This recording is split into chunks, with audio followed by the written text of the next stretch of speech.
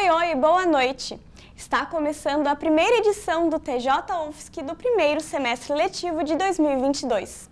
E como você pode ver, já temos algumas mudanças. Depois de 2 anos de pandemia, com os âncoras e repórteres gravando de casa, voltamos ao estúdio aqui na Universidade Federal de Santa Catarina. Hoje, além do retorno presencial da UFSC, você fica sabendo dos relatos inéditos de tortura durante a ditadura militar e das novidades do mundo dos esportes no nosso quadro TJ Esportes. Tudo isso é logo depois da vinheta. Vem comigo!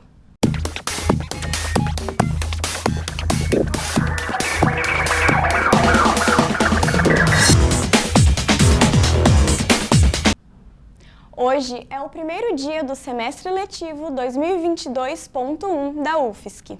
O início dessa nova fase está sendo marcado principalmente pelo retorno das atividades presenciais, depois de mais de 2 anos de aulas remotas por conta da pandemia de Covid-19. São mais de 32 mil alunos que voltaram a frequentar os campi da UFSC para as atividades 100% presenciais. Os alunos, docentes e técnicos administrativos também podem contar com almoço e jantar no restaurante universitário e com o uso da biblioteca universitária. A retomada presencial marca o início da terceira fase de contenção ao coronavírus e a instituição segue exigindo o uso de máscara e a comprovação do ciclo vacinal completo. Além das filas no prédio da universidade, principalmente no restaurante e na biblioteca, o trânsito nos arredores da UFSC também ficou agitado. A universidade, em conjunto com a Prefeitura de Florianópolis, estuda a criação de um corredor exclusivo para o transporte coletivo, dentro do campus da Trindade, por onde a linha 185 UFSC semidireto cruzará.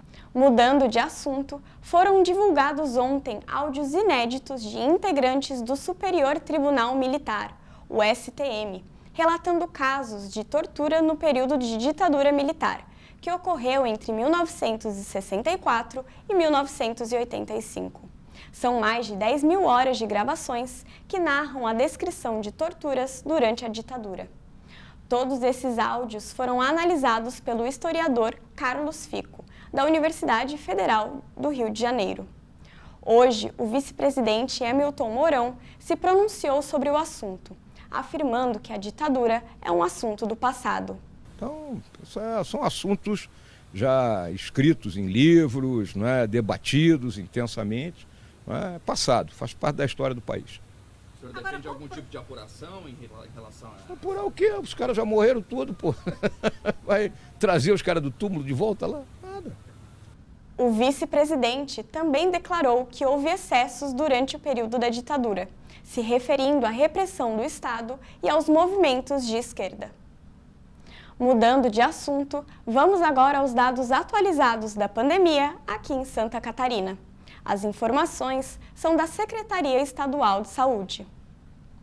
Desde o início da pandemia, foram registrados 1.691.940 casos confirmados.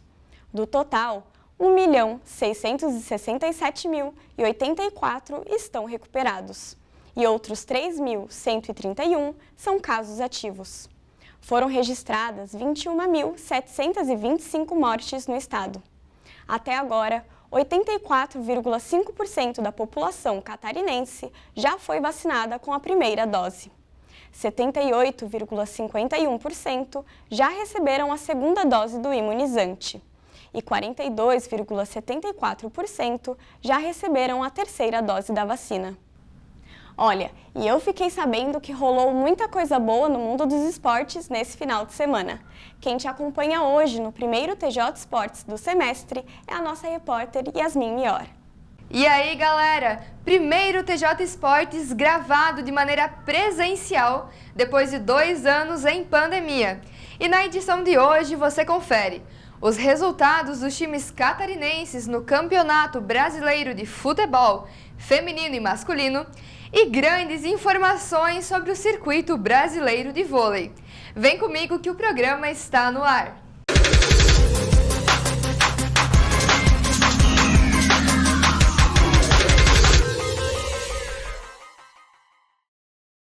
Começando com os resultados do fim de semana do Brasileirão. O Avaí, o único time catarinense que está na Série A, tomou 3 gols contra o Corinthians e foi prejudicado com o resultado. O jogo aconteceu na Neoquímica Arena neste domingo.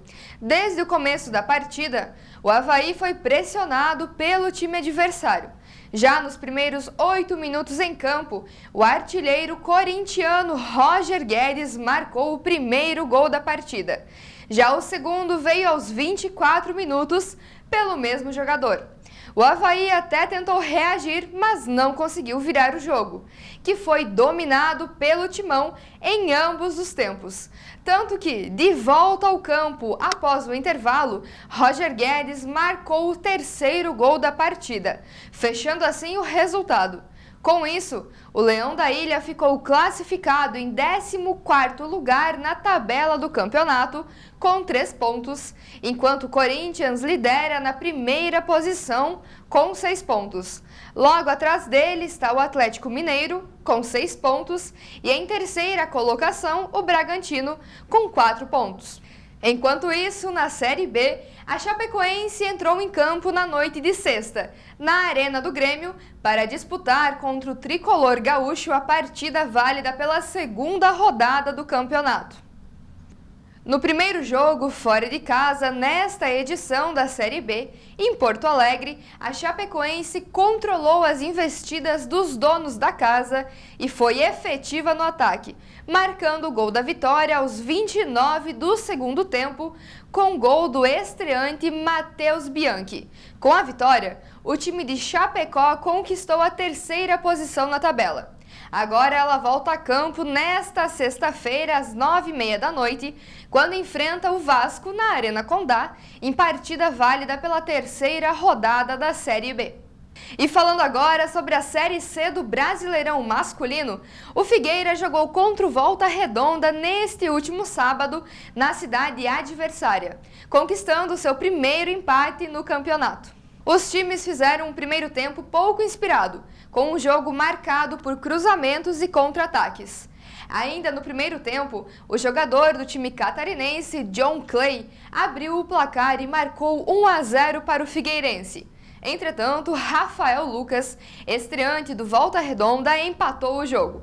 O placar ficou em 1-1, colocando assim o Figueira em 12º lugar na tabela do campeonato e o Volta Redonda em 14º. E bora falar de Brasileirão feminino? Já na sexta rodada do campeonato, o Palmeiras vem levando a dianteira e se classifica como o primeiro lugar na tabela com 16 pontos. Atrás vem o Ferroviária e o Internacional. Enquanto isso, o Avaí Kinderman não parece estar indo tão bem nesta rodada, sendo o 12º colocado na tabela. Os jogos do fim de semana movimentaram os times femininos. O Palmeiras venceu a Ferroviária por 3-1 e com isso assumiu a liderança da competição. Foi a primeira vez que as palestrinas venceram na Fonte Luminosa, desde a reativação da equipe feminina que aconteceu em 2019. O destaque da partida foi a meia Patrícia Sochor, que marcou 2 gols contra o ex-time. Além disso, Bia Zanerato completou a festa ao marcar o terceiro gol, cravando a vitória alviverde. Já o São Paulo recebeu o Avaí Kinderman no CFA Laudo Natel, em Cotia, e venceu por 1-0 com gol da zagueira Thaís no primeiro tempo. Com o resultado, o tricolor chegou a 3 jogos sem perder, sendo eles 2 vitórias e 1 empate, e foi a 11 pontos, permanecendo na 5ª colocação da tabela. Mas veja bem, o Internacional está jogando hoje contra o Atlético Mineiro, o que pode movimentar os pontos da tabela. E é exatamente por conta disso que você não pode perder o próximo TJ Esportes, no qual iremos te atualizar com as classificações do campeonato. E para encerrar o programa de hoje com chave de ouro, vamos falar de vôlei.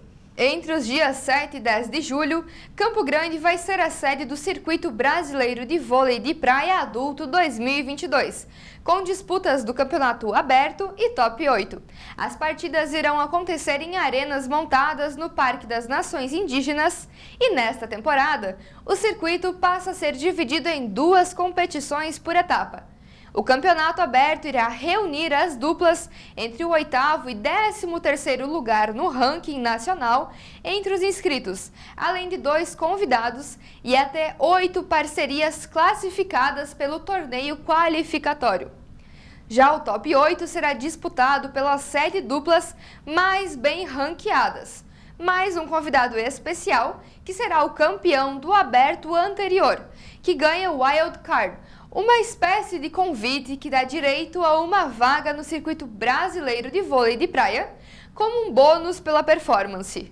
Ao todo, a temporada conta com 10 etapas do Top 8 e 15 do aberto e pode lançar para o Brasil os nomes dos possíveis representantes das Olimpíadas de Paris 2024.